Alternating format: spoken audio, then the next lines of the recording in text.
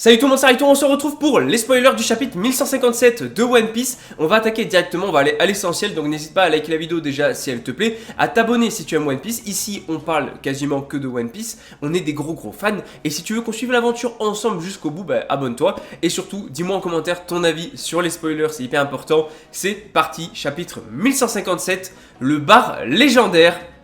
Alors accrochez-vous parce que ce chapitre va envoyer du très lourd. Première information, déjà on voit que les membres en fait des pirates de Rocks ont toujours essayé de se trahir les uns les autres. Donc voilà, c'est vraiment une bande de pirates quoi, hein, vraiment au sens propre du terme. Et on a le narrateur qui évoque ensuite les crimes commis justement par les pirates de Rocks. Donc voilà, pour l'instant pas de God Valley, on n'a pas sauté God Valley non plus, donc on peut arriver à God Valley.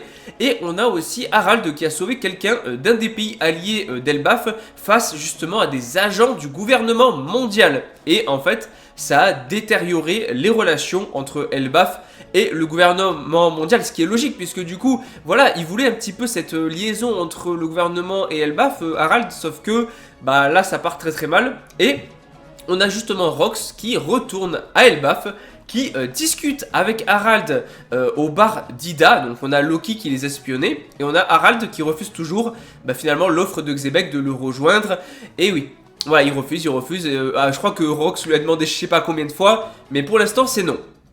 Alors, au quartier général de la marine, on a Garp qui a demandé à Kong d'autoriser les géants à rejoindre la marine parce que forcément ils ont besoin de leur force. Hein. Imagine, tu commences à faire venir des géants dans la marine, alors chose qui finalement s'est fait. Chose qui s'est fait. Puisque Solo, il avait rejoint la marine, il était avec la marine. Donc les géants ont bien par la suite en tout cas rejoint la marine pour prêter leur force. Mais à ce moment-là, en tout cas, on a Kong qui a répondu qu'il ne pouvait pas le faire car seul le gouvernement mondial peut en fait donner cette autorisation, et ils ont également parlé de Rox. Voilà, donc c'est intéressant parce qu'effectivement, le fait d'accepter les géants au sein de la marine dépend du gouvernement mondial qui est au-dessus de la marine.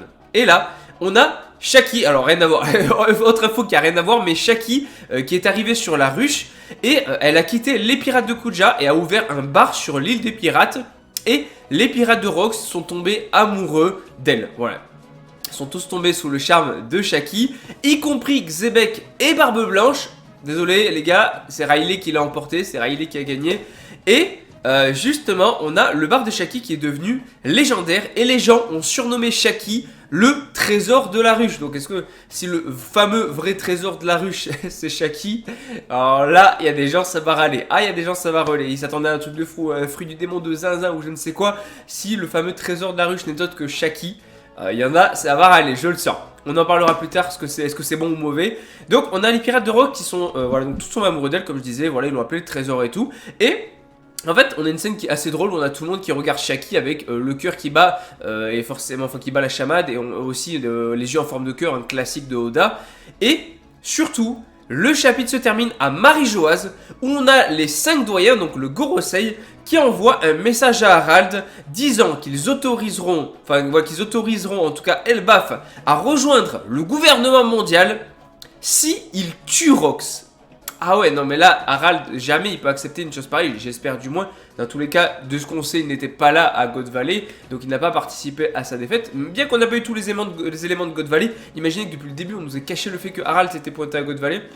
Mais voilà, je pense pas. Donc du coup, je pense pas qu'Harald accepte ça. Mais hyper intéressant, la fin du chapitre, hype de fou. En tout cas, pause la semaine prochaine, malheureusement, c'est la mauvaise info un petit peu du jour. Mais on l'oublie pas, One Piece, c'est la vie.